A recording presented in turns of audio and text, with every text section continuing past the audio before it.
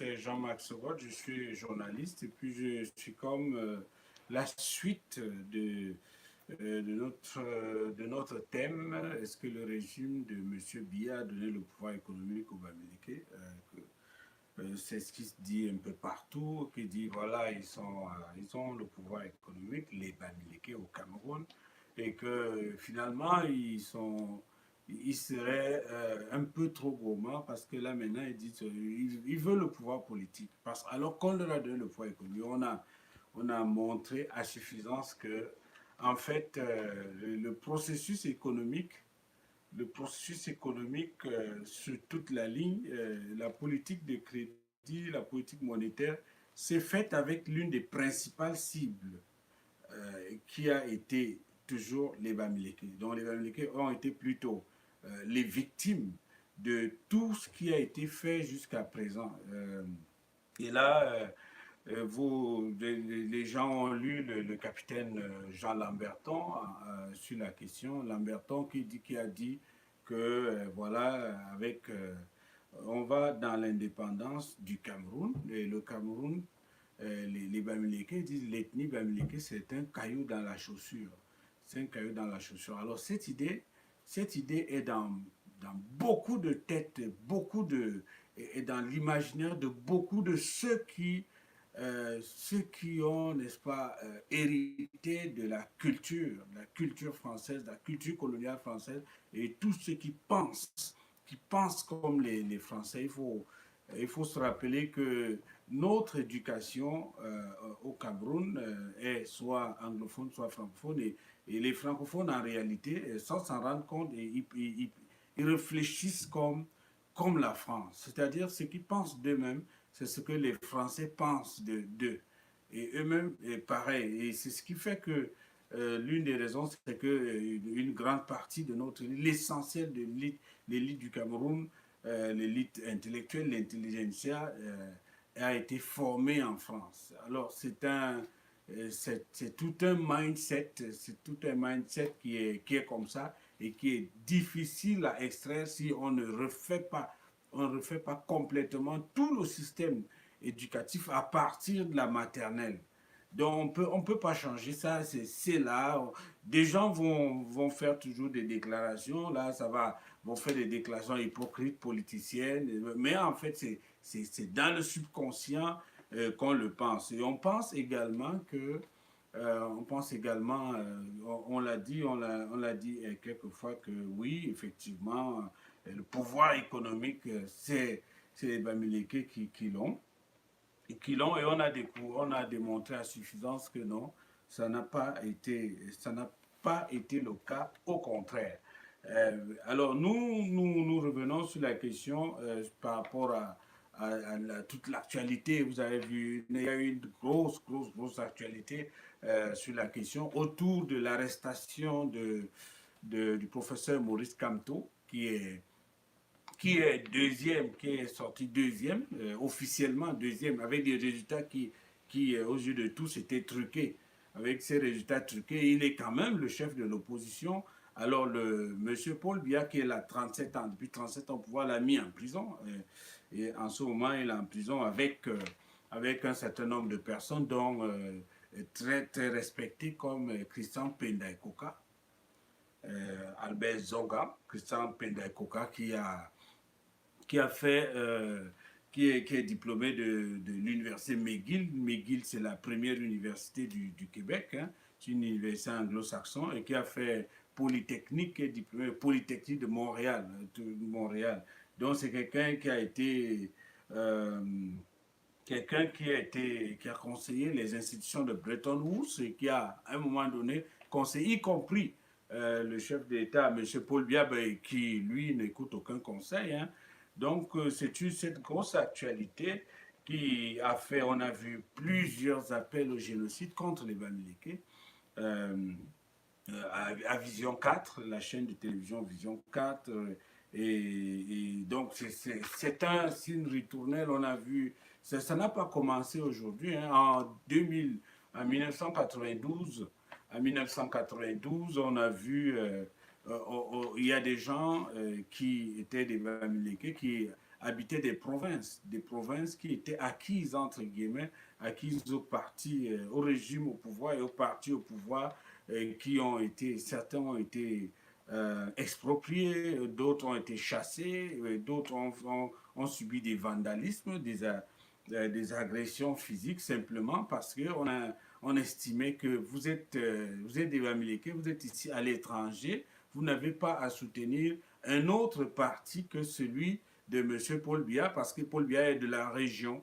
Donc voilà, c'est un peu ça la culture politique au Cameroun en ce moment. C'est ça qui a motivé les, cette affaire de Machette, les machettes de 2008, un ministre André Mamafouda, qui par là est resté définitivement au gouvernement, le ministre de la Santé, qui avait promis des machettes contre les Bamileke, donc qui avait promis de chasser les Bamileke de la ville de Yaoundé, qui officiellement, c'est une ville qui a été créée par les Allemands.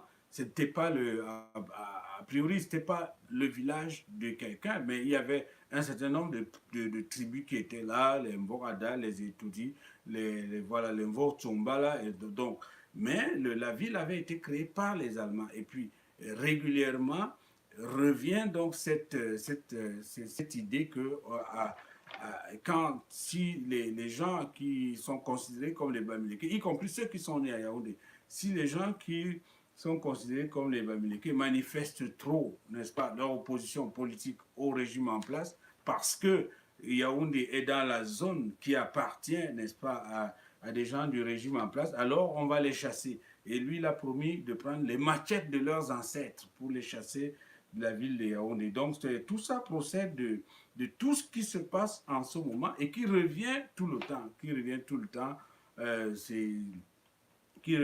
temps et qu'il faudra absolument, n'est-ce pas, pour que le Cameroun renaisse, pour que le Cameroun se refasse, pour que le Cameroun se renouvelle, il faudra toute une stratégie pédagogique, toute une stratégie judiciaire pour régler cette question. Sinon,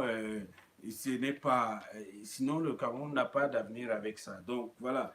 Et déjà, si le décor est planté, dans un tel contexte, il n'est même pas possible qu'on ait donné le pouvoir politique aux Bamileke. Alors, un contexte où, n'est-ce pas, des gens avaient déjà dit c'est un caillou dans la chaussure. Donc, il y a une culture du soupçon anti-Bamileke et qui est couverte par beaucoup d'hypocrisie. Voilà, il y a une culture anti-Bamileke qui a eu beaucoup d'influence, contrairement à ce qu'on pense, beaucoup d'influence sur beaucoup de Bamileke sans s'en rendre compte, ont fini par concéder, n'est-ce pas, une espèce par concéder qu'ils sont un peu comme des citoyens de seconde zone. C'est-à-dire que accepter que, voilà, nous sommes obligés de raser les murs et que c'est notre place. Et on l'a dit à suffisance que ça, c'est pas une mentalité à accepter dans une république, dans un pays qui a ratifié la Déclaration universelle des droits de l'homme, un pays qui se veut fraternel, voilà, donc un pays qui veut que ses enfants s'entendent pour construire le pays. Ça ne peut pas fonctionner comme ça euh, parce qu'il y a, c'est le droit qui doit régler un certain nombre de questions qui se posent. C'est le droit qui doit régir tous les rapports, l'harmonie, qui doit régir, qui doit régler l'harmonie de la société. Ce n'est pas des individus en fonction de leur appartenance tribale. Donc le décor est planté, il n'est pas possible, on l'a dit, qu'on ait donné le pouvoir économique aux Bamileke. On a donné le pouvoir, on l'a expliqué en détail, on a le pouvoir économique au Cameroun, on l'a donné, il appartenait déjà à la France, on l'a donné à la France et manifestement, ça ne pose pas de débat. Ça pose pas de débat. Ça ne pose de débat que quand il est question de faire en sorte que ce soit quelqu'un d'autre que la France. Donc, on a donné à la France. Et ce que je voulais apporter aujourd'hui comme dans le débat, c'est un élément historique extrêmement important. Un élément historique qui a son influence aujourd'hui et dans l'actualité d'aujourd'hui, dans le contexte politique qui est très, très, très tourmenté, très mouvementé aujourd'hui. C'est un élément qui est très, très, très important. Cet élément, c'est quoi? C'est le plébiscite. C'était ce fameux plébiscite très, très qui revient souvent, le plébiscite qui a eu lieu, n'est-ce pas, en février 1961. Février 61, faut se dire qu'avant 61, le Cameroun, il y a un Cameroun français. Alors, ce Cameroun français, il y a que est administré par la France. Beaucoup disent que le Cameroun n'a jamais été une colonie française et tout ça. Ça, ce n'est qu'une réalité juridique. Dans la réalité, dans ce qui est vrai, c'est qu'après la Première Guerre mondiale, la France a administré le Cameroun comme une colonie française. Donc, et aujourd'hui, nous voilà, nous ne parlons que français. Aujourd'hui, notre monnaie est française. Nous, tout notre système éducatif, tout ce qu'on fait à l'université, tout est français. Les grades dans l'armée, tout est français dans le. Donc, c'est une réalité, c'est un argument qui ne tient pas, qui ne tient pas la route. Donc, en fait, en 61, donc, il y a un plébiscite, donc, un plébiscite, et il y a, je l'ai dit, il y a deux parties du Cameroun.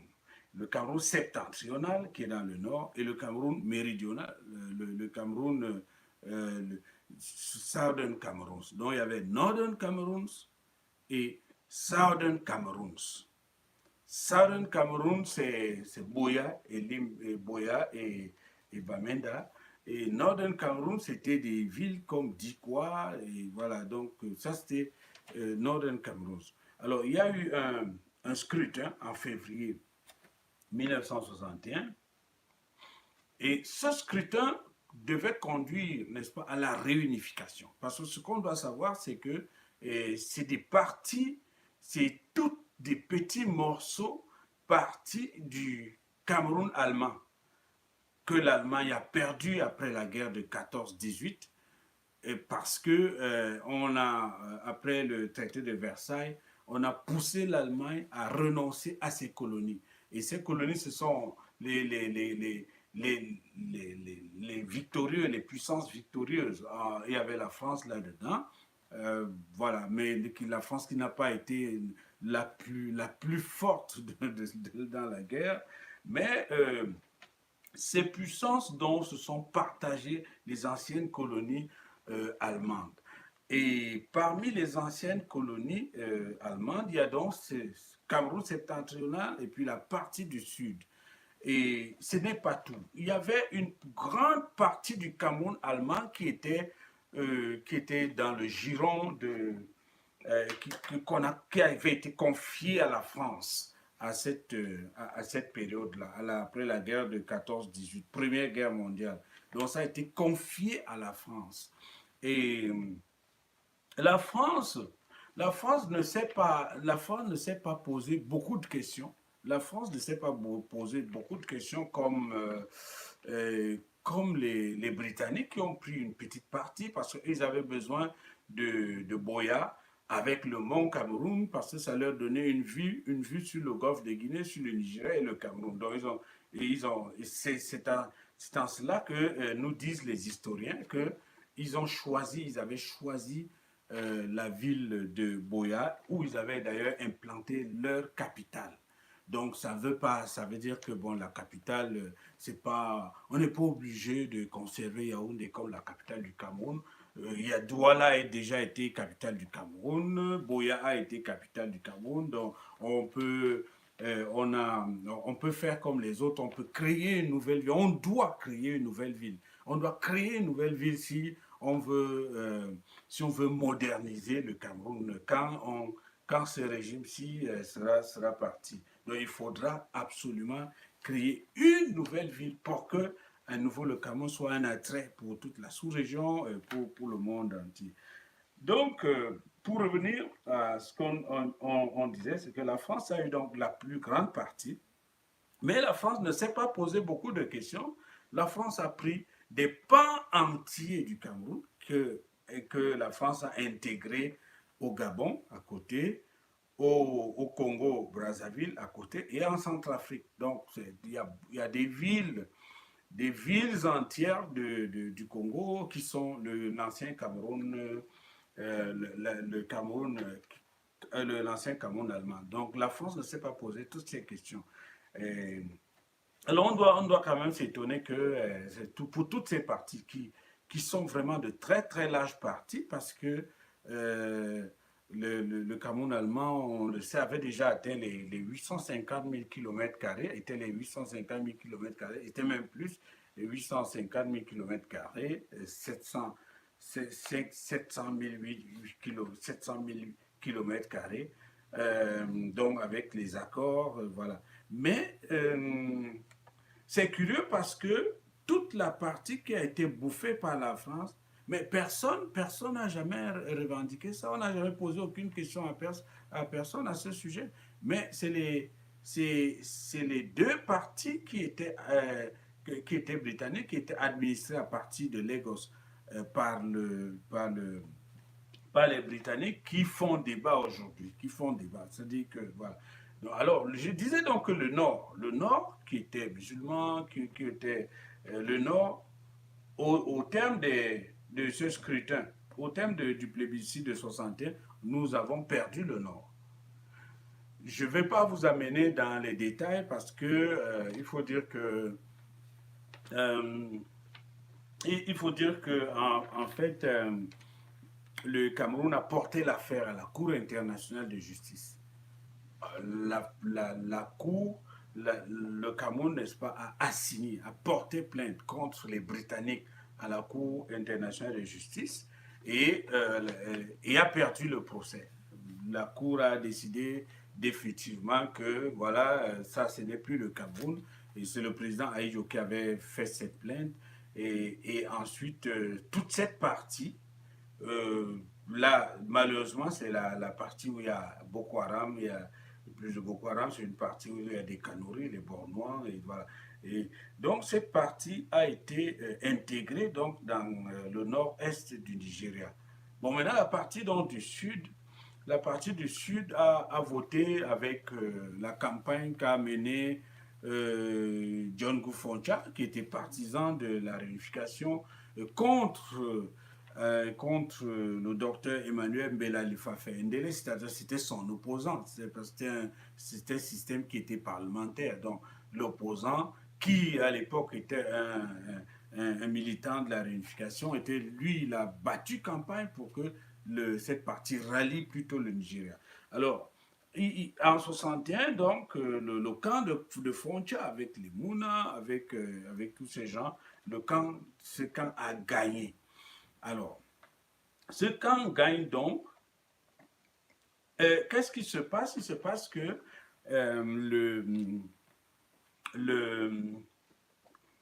l'ONU, n'est-ce pas, l'ONU initie donc une résolution, la résolution 1608-15 du 21 avril 1961.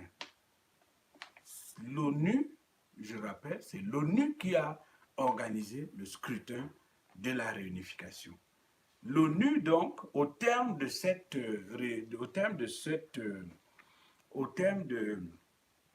scrutin, initie donc la résolution 1608-15 le 21 avril 1961. Et ça se passe donc lors de l'Assemblée générale, à l'Assemblée générale de l'ONU. C'est la 994e assemblée, réunion plénière. Ça se déroule vendredi le 21 avril 1961 à New York. Alors, le président de l'Assemblée générale, c'est la 15e session de l'Assemblée générale de l'ONU, et c'est un Irlandais dont le nom est Frederick Bolland. Et le vice-président est chinois, c'est M. Chang, et le rapporteur, c'est le rapporteur du quatrième comité. C'est un Danemark qu'on appelle Boeck. Alors, qu'est-ce qui se passe? Ce qui se passe simplement, c'est que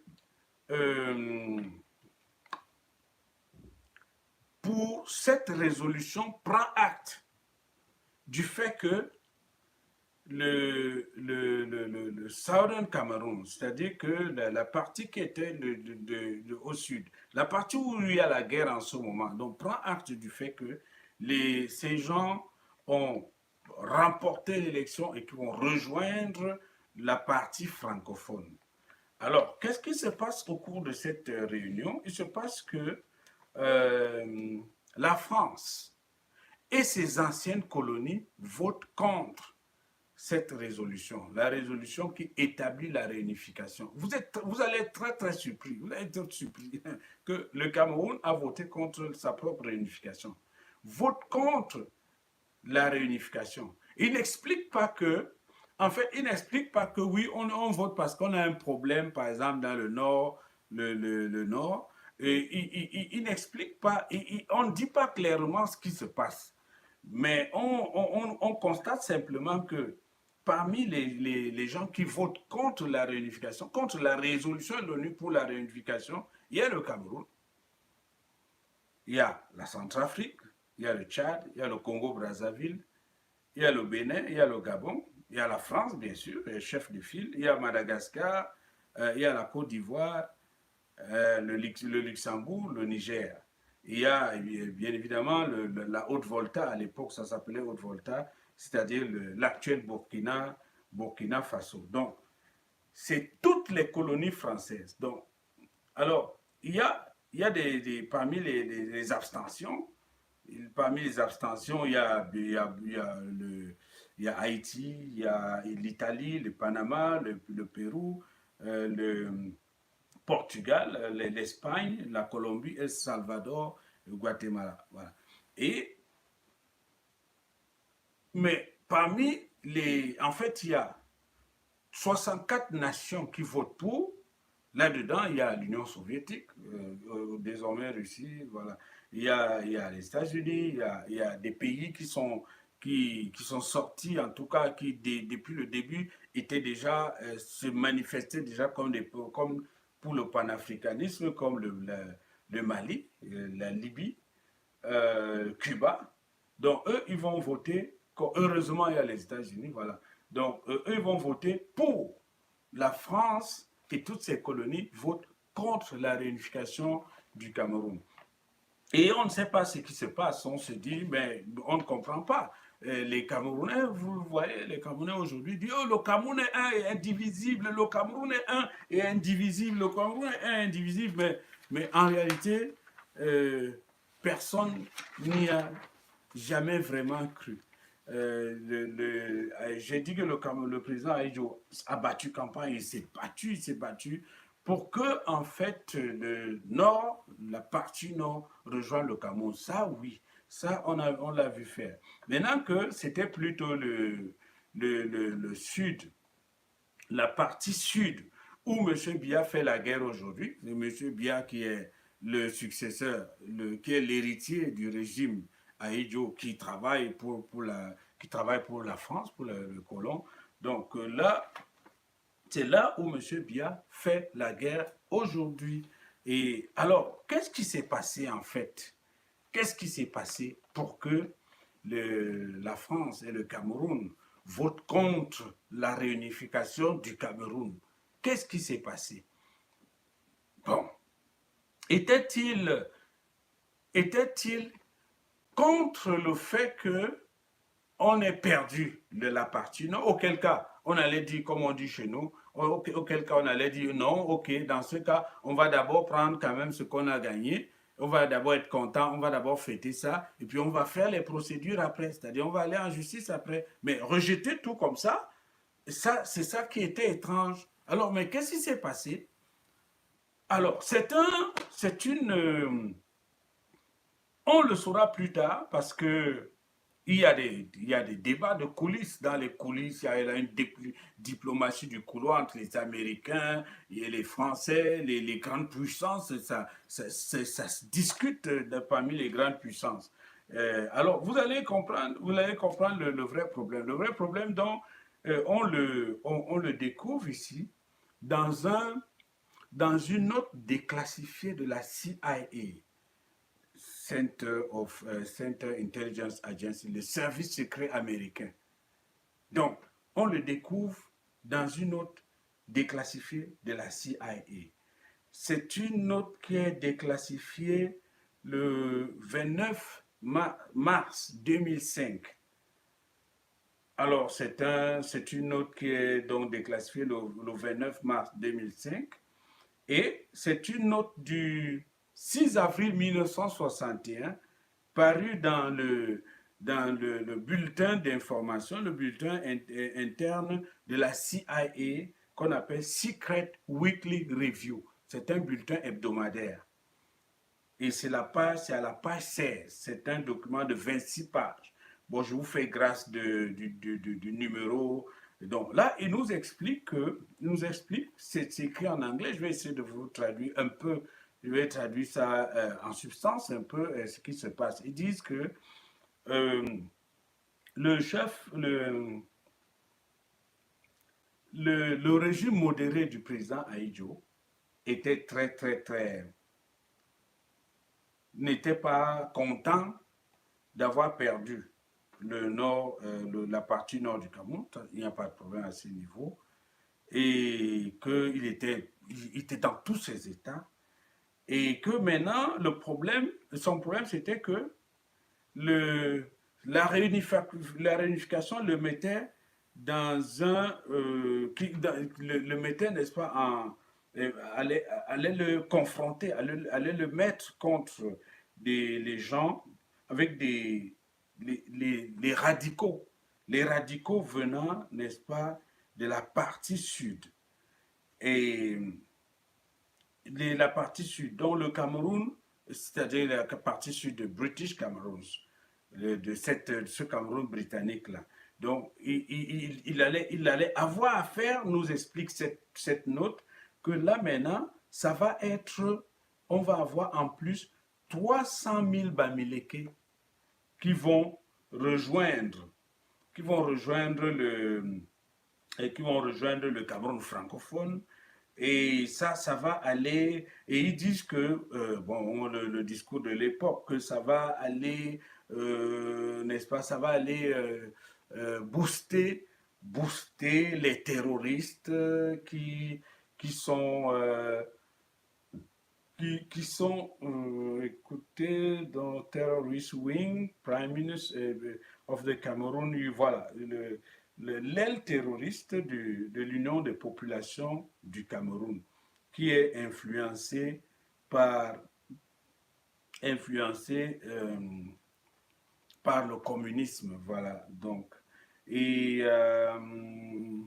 et que, bon, le reste, il se dit, ben, ça va, il y aura également Foncha qui est arrivé parce que c'est lui qui est le gagnant, et puis ça va être quelqu'un qui va être une espèce de gros rival politique, et donc voilà, et que finalement le président Ahidjo est allé jusqu'à demander à sa délégation de quitter la salle et de protester à cet effet. Donc vous comprenez ce qui s'est passé. Il se passe que nous on a voté contre on a voté contre l'histoire communiste là, ça ne tient pas debout parce que les États-Unis ont voté pour ça. Et les Russes, par exemple, les Russes ont voté pour ça, les Soviétiques ont voté pour ça, et toutes les nations, tout le monde a voté pour ça. Il n'y a que la France et ses colonies. Et voilà la raison. On dit qu'il y aura 300 000 Bamileke qui vont arriver.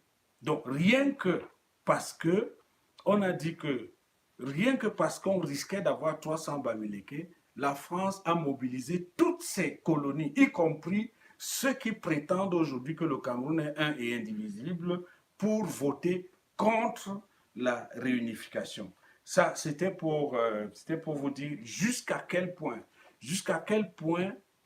les Bamileke sont sont un problème pour les gens qui sont au pouvoir, qui, n'est-ce pas, qui ont le même mindset, qui réfléchissent pour la France, qui ont tout donné à la France. Et donc, c'est pour vous dire que ce n'est pas, cette affaire n'est pas un petit problème. Les gens disent, oh non, vous avez, voilà, vous qui dites Bamileke, là, c'est vous qui êtes tribaliste, là. Non, c'est archi faux. Le pays est profondément anti-Bamileke. Il y a des problèmes entre, il y a ces caricatures, c'est tout entre une tribu et une tribu et une autre, chacun une petite caricature, mais il dit, quand ça concerne les Bamileke, il y a un gros problème qui est dans le subconscient, et c'est à partir de là que ça doit être réglé. Donc, il y a un gros problème qui a poussé, qui a fait en sorte que on est allé faire la guerre, pardon, on est allé voter contre la réunification. Et ensuite, ce qui en a découlé, c'était même déjà le cas avant ça, c'est cette grosse guerre dont on fait état dans dont on fait état dans l'ouvrage de Delton, de Domergue et Tatita, une guerre cachée aux origines de la France-Afrique et qui est également, dont on fait état dans l'ouvrage de Max Bardet, au Quai Cargo, et dans d'autres, c'est l'idée c'est cette idée qui est véhiculée par la génération de Lamberton, c'est une idée qui est là, c'est une idée qui fait partie de la culture de gouvernance du Cameroun. Et cette idée est basée sur quoi? Cette idée est basée simplement sur le fait que les Bamileke sont des patriotes. Point. C'est-à-dire que les Bamileke, tout ce qu'on leur reproche, c'est que c'est des patriotes qui pensent que nous, on peut se passer de la France. On peut se passer de la France. On ne déteste pas les Français, on ne tue pas les Français. C'est les Français qui viennent tuer chez nous, vous comprenez? Donc on ne déteste pas la France, mais on ne veut pas continuer d'être des colonisés, des indigènes de la France.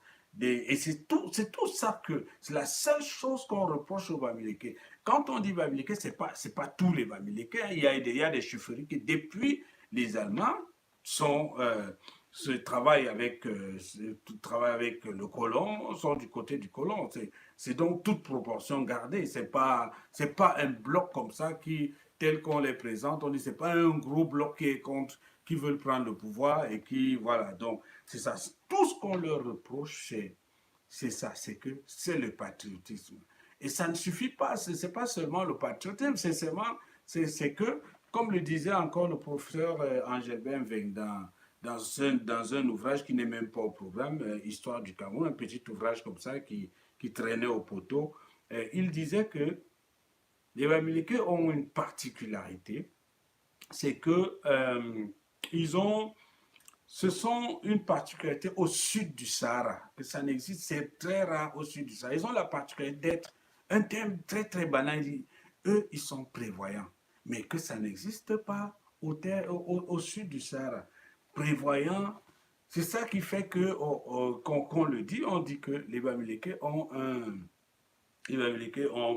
ont cette capacité à l'épargne.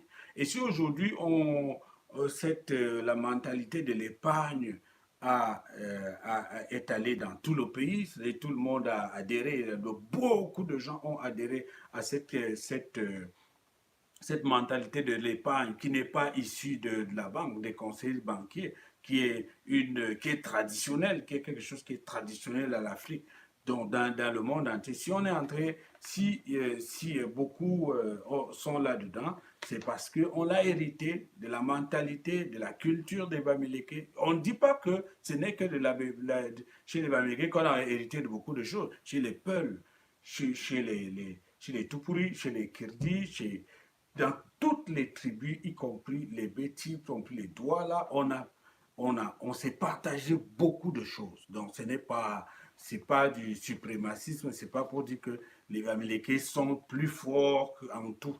que tous les Camerounais, ben c'est simplement que sur ce plan-là, sur le plan de la mentalité économique, sur le plan de, de l'esprit de l'entrepreneuriat, sur beaucoup sur le plan de l'épargne, nous, on a beaucoup appris de ces gens-là.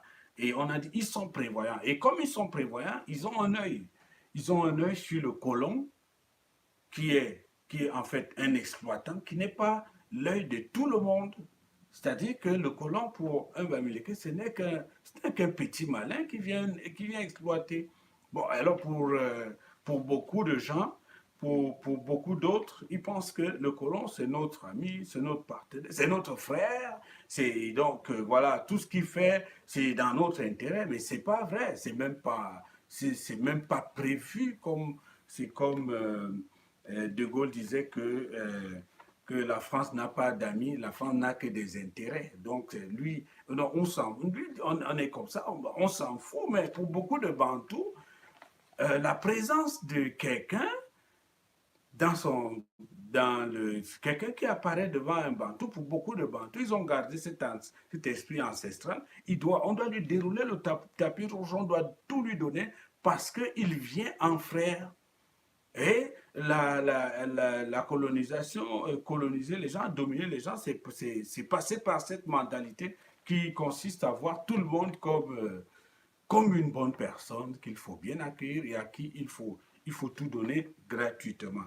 Donc, la seule chose c'est ça qu'on reproche aux Bamileke. C'est pour ça que nous on dit qu'on on on a besoin des Bamileke. Ils sont pas, ça ne veut pas dire qu'ils sont sans défaut totalement, mais si dans un système qui est organisé, ils vont apporter beaucoup plus que ce que nous on voit. Donc, ils vont apporter beaucoup plus si on arrête de se comporter comme des animaux, comme des sauvages comme ça à l'égard des Bamileke. Donc, alors c'est pour dire que et regardez, pour beaucoup de gens qui voyagent, et ça fait partie de cette culture. Beaucoup de gens qui voyagent comme nous, comme ça. Vous voyagez. Vous savez, les colons avaient l'habitude de dire aux Africains, ouais, vous, écoutez, vous là, vous nous ressemblez, c'est incroyable. Mais l'autre tribu là, elle n'est pas bien parce que eux, ils sont bizarres, ils ne sont pas comme nous. Mais vous, vous êtes comme nous parce que vous nous ressemblez sur tous les plans. Donc, c'était une manière de mettre les gens de leur côté afin de de les envoyer conquérir et maltraiter leurs frères. Donc, mais si pour nous autres qui voyageons, vous allez remarquer une chose, c'est que quand vous arrivez à l'étranger, vous allez voir que une fois sur deux, en tout cas, ça va vous arriver très souvent de voir que vos frères, vos propres frères, vont vous abandonner. Ben, ceux qui voyagent savent très bien ce que ça veut dire. Si vous arrivez, vous avez conclu très bien avec votre voisin ou un ami comme ça, et puis voilà, le moment venu, il ne vous prend plus au téléphone. Donc vous arrivez quelque part, c'est comme ça, il n'est pas venu. Et pour pour des gens qui sont habitués, ils le savent. Et puis, nous autres qui sommes des grands voyageurs, on prévoit toujours plan A, plan B, plan C, plan D. On prévoit toujours beaucoup de choses. Et vous allez remarquer que ça va vous arriver très souvent d'être recueilli par un Bamileke. Oui, ça va vous arriver très souvent d'être recueilli par un Bamileke. Parfois un Bamileke qui n'est même pas votre ami, qui n'était pas votre ami en tant que tel. Donc quelqu'un, ça va vous arriver, il va vous recueillir. Bon, et ce n'est pas de la publicité que ce n'est pas de la publicité que je fais. J'ai aucun intérêt à faire de la publicité. Il va vous recueillir. Et il ne fait pas ça, c'est pas pour faire la publicité des Bamileke ou bien pour faire la campagne pour Maurice Kamto. Parce que ça a toujours été comme ça avant Maurice Kamto. Donc un Bamileke va vous recueillir. Vous savez pourquoi, ce que ça veut dire? Bon, vous savez pourquoi il le fait? Il le fait parce que et le plus souvent, quand vous êtes en difficulté, un Bamileke quelque part dans le monde, en Chine, partout, et vous êtes dans les pires difficultés, c'est un Bamileke qui va vous recueillir. Quand c'est désespéré pour vous, et pendant que vos frères, entre guillemets, vos frères seront déjà en train d'appeler au Cameroun pour dire, oh, mais vous vous souvenez, Jean, je sais pas, tel là, il est dans les pires, des pires difficultés, et c'est incroyable, ce type, il ne vaut rien, il n'a rien compris, et puis eux, ils vous ont abandonné, et puis je vous dis, un Bamileke va vous recueillir. Je ne dis pas que ça va arriver à 100% des cas, je dis, il va arriver très souvent qu'un Bamileke peut vous recueillir dans ces conditions. Et j'ai dit, ce n'est pas pour faire la publicité des Bamileke, ce n'est pas pour faire le machin, c'est simplement parce que dans la culture du Bamileke, il investit. Il sait que ce monsieur qui est en difficulté, un jour, il va s'en sortir. Et s'il en sort, ça va faire du potentiel pour moi. Je dis, lui, parce qu'il a la mentalité de l'investissement, il dit, moi, j'investis sur ce gars. Ce gars qui est complètement désespéré, j'investis et un jour, ça peut durer le plus longtemps possible. Un jour, quand il va s'en sortir, ça va être du potentiel pour moi. Donc, ça, c'est quelque chose qui est extrêmement important pour notre pays, d'avoir des gens qui se comportent de cette manière. Nous, on a besoin de ça on a besoin de ça pour développer le Cameroun. Merci, c'est tout ce que je voulais vous dire.